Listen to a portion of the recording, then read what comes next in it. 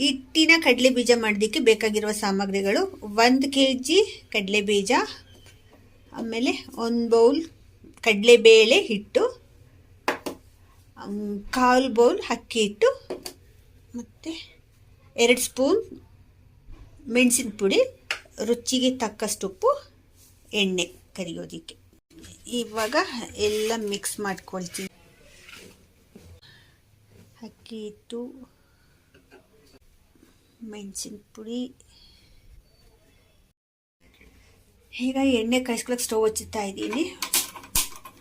ಈಗ ಚೆಂದ ಕೈಗಲಿಸ್ಕೊಂಡು ಬಿಸಿ ಎಣ್ಣೆನ ಒಂದು ಅರ್ಧ ಲೋಟ ಆಗೋಷ್ಟು ಹಿಟ್ಟಿನೊಟ್ಟಿಗೆ ಹಾಕ್ಕೊಂಡು ಚೆಂದ ಮಿಕ್ಸ್ ಮಾಡ್ಕೊಳ್ಬೇಕು. ಎಲ್ಲೂ ಗಂಟು ಹಾಕ್ದಂಗೆ ನೋಡ್ಕೊಳ್ತಾ ಇರಬೇಕು. ಈಗ ಹಿಟ್ಟನ್ನು ನುಣ್ಣಗೆ ಕಲಿಸ್ಕೊಂಡಿದ್ದೀನಿ. ಅದರೊಟ್ಟಿಗೆ ಕಡಲೆ ಬೀಜನ ಹಾಕ್ಬಿಟ್ಟು ಚೆಂದಾಗಿ ಕಲಿಸ್ಕೊಡ್ಬೇಕು. ಈಗ ನೋಡಿ,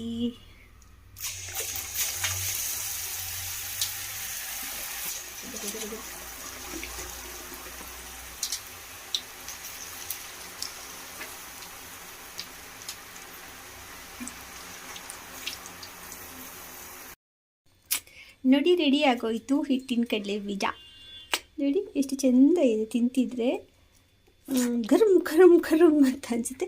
ಎಂತ ಇಲ್ಲ, ಇದಕ್ಕೆ ಬೇಕಾಗಿರೋದು ಅಷ್ಟೇ ಅಲ್ವಾ, ಕಡಲೆ ಹಿಟ್ಟು, ಅಕ್ಕಿ ಹಿಟ್ಟು, ಮೆಣಸಿನ ಪುಡಿ ಅಷ್ಟೇ. ಚಳಿಗಾಲಕ್ಕೆ ಚೆಂದ ಉಂಟು.